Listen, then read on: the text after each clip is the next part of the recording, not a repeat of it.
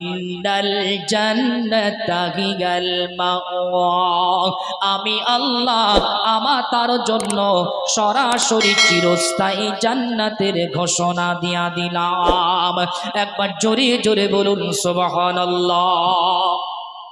যারা পৃথিবীর জমিনে সমস্ত অন্যায় কাজ, সমস্ত অপরাধের কাজ করার পূর্বে একটা বার ভাববে না আমার আল্লাহ আমাকে দেখছেন আমি যে অন্যায় করি। আল্লাহ পাক কোরআন আল কারীম এমনি করে সূরার নাম সূরাতুর রহমান আর পারা নাম্বার 27 আয়াত নাম্বার 46 আল্লাহ পাক বলেন ওয়ালিমান খাফা মাকামা রাব্বিহি জান্নাতান।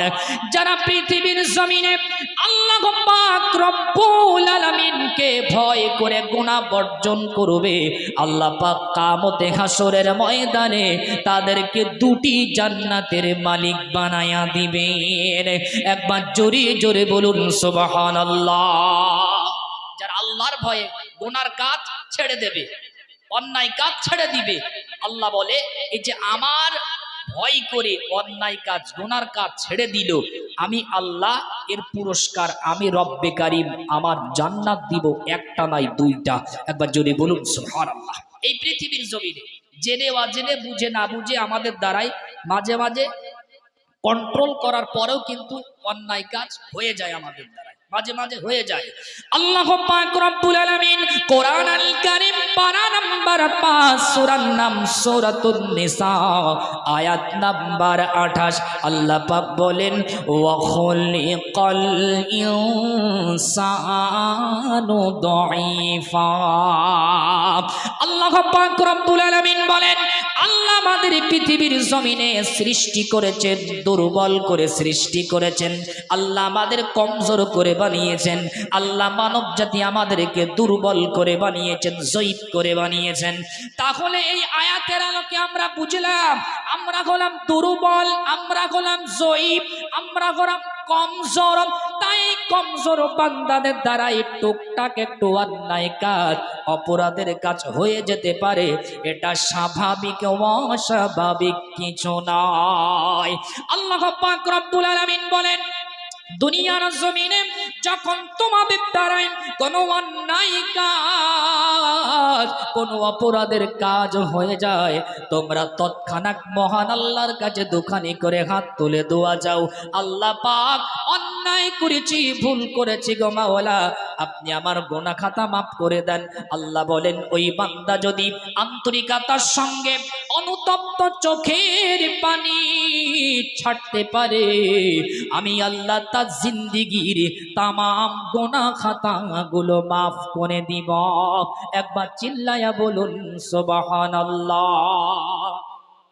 হাদিস শরীফের ভিতরে নবী আমার বর্ণনা করেন কোন মানুষ যদি পাহাড় সম পরিমাণ অন্যায় করে, কোন মানুষ যদি সমুদ্রের পানির সম পরিমাণ গুনাহ করে, কোন মানুষ যদি আসমান সম পরিমাণ গুনাহ করে, অন্যায় করে, আর কোন বান্দা যদি আল্লাহর দরবারে দুখানি করে হাত তুলে দোয়া চায় গো মাওলা অন্যায় করেছি, ভুল করেছি, আগামীতে এই গুনার কাজটা করব না, রব্বে কারীম বলেন ওই যে বান্দা অনুতপ্ত চোখের পানি চাললো, আমি আল্লাহ পাক তার চোখের পানি কবুল করে জিন্দেগীর গুনাহ খাতা মাফ করে দিব।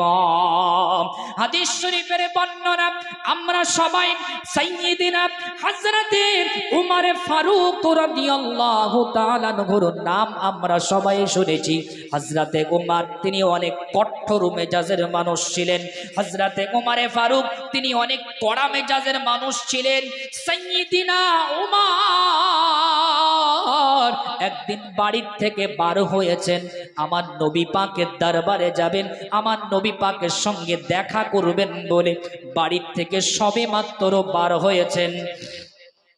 সাইয়্যিদিনা হযরতে উমর ফারুক রাদিয়াল্লাহু তাআলা আনহু আমার নবী পাকের দরবারে যাবার পূর্বে রাস্তায় একটা যুবক ছেলেকে দেখতে পেল। হযরত ওমর লক্ষ্য করে দেখে ওই যুবকের চোখ দিয়ে দর দর দর দর করে পানি পড়ে। খলিফাতুল মুসলিমিন হযরতে ওমর ফারুক রাদিয়াল্লাহু তাআলা আনহু ওই যুবকের পাশে চলে গিয়ে বললেন, যুবক, তোমার চোখে কেন পানি? তুমি কান্না করো কেন? তোমার বুক ভরা ব্যথা দেখছি আর চোখ ভরা পানি। ওরে যুবক, তোমার চোখে কেন পানি? এমন ভাবে রাস্তার ধারে দাঁড়িয়ে তুমি কান্না করো কেন? সাইয়্যিদিনা উমর ফারুক রাদিয়াল্লাহু তাআলা আনহুর সামনে দাঁড়িয়ে ওই যুবক ওমরকে বলছেন, ওমর, আমি বড় অন্যায় করে ফেলেছি, আমি আল্লাহর কাছে বড় একটা গুনাহ করে ফেলেছি, আমি বড় একটা অপরাধ করেছি। আমি আমার অপরাধের ভয়ে, আমি আল্লাহর ভয়ে, আমি জাহান্নামের ভয়ে কান্না করি। আমি যুবক, আমার চোখের পানি খাবে না ওমর। সাইয়্যিদিনা ওমর এবার জিজ্ঞাসা করলেন, ওরে যুবক, কেন, কি এমন অন্যায় করেছো, কি এমন অপরাধ তুমি করে ফেলেছো? ওই যুবক তখন বললেন, না না ওমর, আমি যে অন্যায় করেছি, আমি যে গুনার কাজটা করে ফেলেছি, আমি এই অন্যায় কাজটা আপনার সঙ্গে আমি বলতে পারবো না, আমার বড় লজ্জা হয়, আমি বলতে পারবো না। সাইয়্যিদিনা ওমর বললেন, বলো কি এমন অপরাধ তুমি করে ফেলেছো রে যুবক? পৃথিবীতে এমন কোনো অন্যায় নাই, গোনা নাই, অনুতপ্ত চোখের পানি ছাড়লেই আমার আল্লাহ পাক তা ক্ষমা করেন না। একবার চিৎকার দিয়ে বলুন সুবহানাল্লাহ। ওমর জিজ্ঞাসা করছেন, যুবক, কি হয়েছে বলো, কি অপরাধ তুমি করেছো? এত কান্দ কারো কারো, এত কান্নাকাটি কেন কারো? সাইয়্যিদিনা উমর ফারুক রাদিয়াল্লাহু তাআলা আনহুর কথা কর্ণপাত করলেন না, বলছেন, হুজুর, বেয়াদবি মাফ করবেন, আমি যে অন্যায় করেছি, আমি যে অপরাধ করেছি, আমার অপরাধের কথা আপনার সঙ্গে বলতে পারবো না। সাইয়্যিদিনা ওমর তিনি কেমন জানি যুবকের ওই চোখের পানি দেখে নিজের চোখ দিয়ে তার দাঁত করে পানি পড়তে শুরু করলো। আরে একজন ব্যক্তি, সে কতটা না আল্লাহকে ভয় করে, সে কতটা না জাহান্নামকে ভয় করে, অন্যায় করেছে তাই কাঁদছে। ওমর তার চোখের পানি দেখে ওমরও কান্না করে ফেললেন। সাইয়্যিদিনা হযরত ওমর ফারুক রাদিয়াল্লাহু তাআলা আনহু এবার গুটি গুটি গুটি গুটি পায় আমার নবী পাকের দরবারে পৌঁছালেন। আমার নবী দেখলেন ওমরের চোখে পানি। সাইয়্যিদিনা আমার নবী আবার জিজ্ঞাসা করলেন, ও ওমর, তোমার চোখে কেন পানি, তুমি কান্না করো কেন? সাইয়্যিদিনা ওমর বললেন, ইয়া রাসূলুল্লাহ, ইয়া হাবিবাল্লাহ, হুজুর, আজকে যখন আমি বাড়ির থেকে পার হয়েছি, আপনার দরবারে আমি আসব, আপনার দরবারে আসার সময় কেমন জানি, আপনার দরবারে আসার সময় একজন যুবকের সঙ্গে আমার দেখা হয়ে গেল। ওই যুবক নাকি বড় একটা অন্যায় করেছে, ওই যুবক নাকি বড় একটা অপরাধ করে ফেলেছে। আমি সাইয়্যিদিনা ওমর ওই যুবকের চোখের পানি দেখে আমি ওমর কেমন জানি থাকতে পারি না। আল্লাহ পাকের নবী হযরত ওমরকে এবার বললেন, ও বাবা ওমর, যাও, ওই যুবককে আমি নবী আমার দরবারে ডেকে নিয়ে আসো। আল্লাহ পাকের নবীর কথা শুনে হযরত ওমর ওই যুবকটিকে আমার নবী পাকের দরবারে আনলেন। একটু সকলে দরুদ শরীফ পড়ি, আল্লাহুম্মা সাল্লি আলা সাইয়্যিদিনা।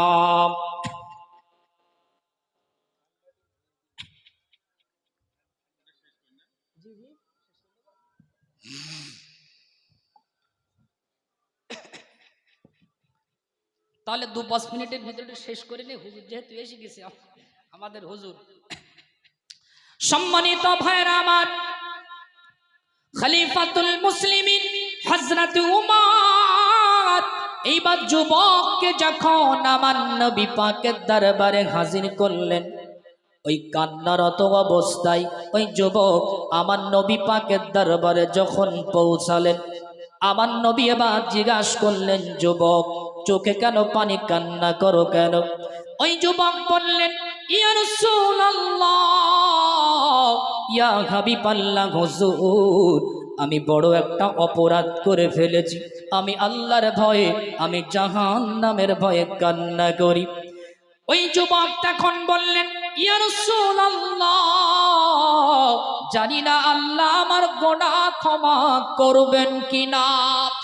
নবী এবার বললেন, যুবক, কোন মানুষের যদি গুনাহ হয় পাহাড় সম পরিমাণ, সমুদ্রের পানির সম পরিমাণ, এমনি করে আসমান সম পরিমাণ, আর অনুতপ্ত চোখের পানি যদি কোনো বান্দা ছাড়তে পারে, আমি আল্লাহ পাক রব্বুল আলামিনের নবী মুহাম্মদ বলে দিলাম, আমার আল্লাহ পাক অনুতপ্ত চোখের বান্দা পানিকে কবুল করে নিয়ে আমার আল্লাহ পাক তাকে ক্ষমা করে দেন। একবার চিৎকার দিয়ে বলুন সুবহানাল্লাহ। ওই যুবক বললেন, ইয়া রাসূলুল্লাহ, আমি যে অন্যায় কাজটা করেছি, আমি যে অপরাধটা করেছি, ইয়া রাসূলুল্লাহ, না না না, আপনি আমাকে জিজ্ঞাসা করবেন না, আমি আমার অপরাধের কথাটা বলতে পারবো না। নবী আমার বললেন, যুবক বলো, কি এমন অন্যায় করেছো, কি এমন অপরাধ তুমি করে ফেলেছো যার জন্য তুমি এত কান্না করো? যুবক বলতে চায় না, আমার নবীও তো ছাড়ে না। যুবক বলো, কি এমন অপরাধ করেছো? আল্লাহর সঙ্গে শিরিক করেছো নাকি? জি না, আমি আল্লাহর সঙ্গে শিরিক করে নাই। তবে কি কাউকে হত্যা করেছো নাকি?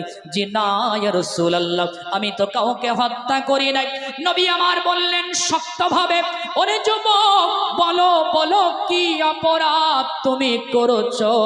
এবার যুবক তখন বললেন, ইয়া রাসূলুল্লাহ, এই মদিনার জমিনে যখন কোনো ব্যক্তি ইন্তেকাল করে, যখন কোনো ব্যক্তি মারা যায়, আমি যুবক, আমি তার জানাজার নামাজে শরীক হই, আমি তার জানাজার নামাজটা পড়ি। নবী বললেন, কোন মৃত ব্যক্তির জানাজার নামাজ পড়া এটা তো কোনো দোষের ব্যাপার না, এটা তো ভালো কথা। আল্লাহ পাক রব্বুল আলামিনের নবী এবার বললেন, ওরে যুবক, জানাজার নামাজ পড়া তো ভালো কথা, অন্যায়টা কোথায়? ওই যুবক তখন বললেন, ইয়া রাসূলুল্লাহ, ইয়া হাবিবাল্লাহ, হুজুর, জানাজা সমাপ্ত হবার পরে সকলে যখন ওই ব্যক্তিকে 3.5 হাত মাটির নিচেই শুইয়ে দিয়ে, মিনহা খলাকনাকুম ওয়া ফিহা নুঈদুকুম ওয়া মিনহা নুখরিজুকুম তারাতান উখরা, সকলে যখন মাটি দিয়ে চলে যায়, আমি যুবক, আমি রাস্তাঘাটটা ভালো করে একটু চিনে আসি। আর রাত যখন গভীর হয়ে যায়, রাত যখন ঘুটঘুটে অন্ধকার হয়ে যায়, আমি যুবক দুনিয়ার মানুষের আমি চোখ ফাঁকি দিয়ে আমি ওই পথ ধরে ধরে কবরস্থানের সন্নিকট পৌঁছাই। আমি কবরটা খনন করি। আমি কবরটা খনন করার পরে আমি মৃত ব্যক্তির গা থেকে আমি কাফনের কাফনটা খুলে আমি ওটা বাজারে বিক্রি করি। এমন ভাবে আমি আমার সংসারটা পরিচালনা করি। নবী বললেন, এতক্ষণ পরে বুঝলাম তাহলে তুমি কাফন চুরি করে খাও। বলছেন, না হুজুর, এর থেকেও মারাত্মক গুনাহ আছে। নবী অবাক হলেন, যুবক, কাফন চুরি মৃত ব্যক্তির গা থেকে, এর থেকেও মারাত্মক অন্যায় অপরাধ, না জানে কি এমন অপরাধ করেছো, বলো দেখি, আমি নবী শুনি। ওই যুবক তখন বললেন, রাসূলুল্লাহ, কিছুদিন পূর্বে এই মদিনার আনসারীর গোত্রের এক সুন্দরী রমণী মারা যায়, যার এখনো বিবাহ হয় নাই। মদিনার আনসারীর সুন্দরী রমণী, যার গায়ে এখনো কোনো পুরুষে স্পষ্ট করে নাই, ওই নারীটি যেদিন মারা গিয়েছিল, আমি আমার কর্ম অনুযায়ী আমি তার জানাজার নামাজ পড়েছি, আমি তার মাটি দিয়ে বাড়ি পৌঁছেছি। রাত যখন গভীর হয়ে গেল, আমি আমার কর্ম অনুযায়ী আমি এমনি করে দুনিয়ার মানুষের চোখের ফাঁকি দিয়ে আমি ওই কবরস্থানের গিয়ে পৌঁছিয়ে আমি কবরটা খনন করে আমি কাফনের কাফনটা চুরি করলাম। আমি কাফনের কাফন চুরি করে যখন আমি উপরে উঠতে যাব, ঠিক এমত অবস্থায় শয়তান কেমন জানি আমার অন্তরে কুমন্ত্রণা দিতে শুরু করলো। আমি প্রথমে কোরআনের আয়াতের আলোকে নফসের কুমন্ত্রণা সম্পর্কে আপনাদেরকে বোঝাচ্ছিলাম। ও আল্লাহর বান্দারা মনে রেখে দিন, ওই যুবক তখন বললেন, ইয়া রাসূলুল্লাহ, আমি শয়তানের চক্রান্ত পড়ে গেলাম। কেমন জানি শয়তান আমাকে বলতে থাকে, এত সুন্দর একটা রমণী, আর এই রমণীর সঙ্গে জিনা না করে তুই কেমন করে চলে যাস রে যুবক। আমি শয়তানের চক্রান্তে পড়ে গেলাম, আমি শয়তানের ওয়াসওয়াসায় পড়ে গেলাম। আমি আবার দ্বিতীয়বারের মতো আমি যুবক ওই মৃত মহিলাটার সঙ্গে আমি জিনার কাজ করে ফেলেছি। আমি আমার চাহিদা তৃপ্তি মিটিয়ে যখন আমি কবর থেকে উপরে উঠে আসব, কেমন জানি ওই মহিলার কণ্ঠ থেকে একটা আওয়াজ শোনা যায়, ওরে যুবক, আমি তোকে কি অন্যায় করেছি, আমি তোর কাছে কি এমন অপরাধ করে ফেলেছি, আজ এতগুলো মৃত মানুষের সামনে তুই আমাকে আমার শরীরটা কেন নাপাক করে দিলি ভাই? তোর জন্যই হাসরের ময়দানে কিয়ামতের দিন আমাকে নাপাক বাদন নিয়ে উঠতে হবে, আমার নাপাক শরীর নিয়ে উঠতে হবে রে যুবক। ওরে যুবক, মনে রেখে দিস, অবশ্যই আল্লাহ জালেমকে এমনি করে, জালেমকে আল্লাহ পাক এমনিকে অপরাধীকে হাসরের ময়দানে শাস্তি দেবেন, ভুলিস না। তোর কি একটাবার আল্লাহর ভয় লাগলো না? একটাবার কি আল্লাহ পাকের জাহান্নামের ভয় লাগলো না? ও আল্লাহর বান্দারা মনে রেখে দিন, আল্লাহ পাকের নবী এমন কথা যখন শুনলেন, ওই যুবককে তার বাপ থেকে ঘাট ধাক্কা দিয়ে বার করে দিল। ওই যুবক তখন আরো কান্না করতে শুরু করলো। ওই যুবক এতক্ষণ পর্যন্ত একটা আশ্বাস পাচ্ছিল না, নবীর মাধ্যমে হয়তো আমরা ক্ষমা পেয়ে যাব। ক্ষমা তো করলেন না নবী। এবার ওই যুবককে ঘাট ধাক্কা দিয়ে যখন বার করে দিল, ওই যুবক এবার আল্লাহর দরবারে দুখানি করে হাত তুলে দোয়া চায়, আল্লাহ আপনি যদি আমাকে ক্ষমা না করেন, আপনি আমাকে আসমান থেকে এক টুকরা আগুনের ঝলকা দিয়ে আপনি আমার শরীরটা পুড়িয়ে সারখার করে দেন। লম্বা ইতিহাস। এবার আল্লাহ পাক রব্বুল আলামিন সাইয়্যিদিনা জিবরিলকে বললেন, ও জিবরিল, আমার নবী মুহাম্মদের কাছে খবরটা পৌঁছে দাও, ওই যুবক ছেলেটার কাছে খবর পৌঁছে দাও, আমি আল্লাহ পাক তার অনুতপ্ত চোখের পানিকে কবুল করে নিয়ে তার তামাম জিন্দেগীর গুনাহ খাতা মাফ করে দিয়েছি।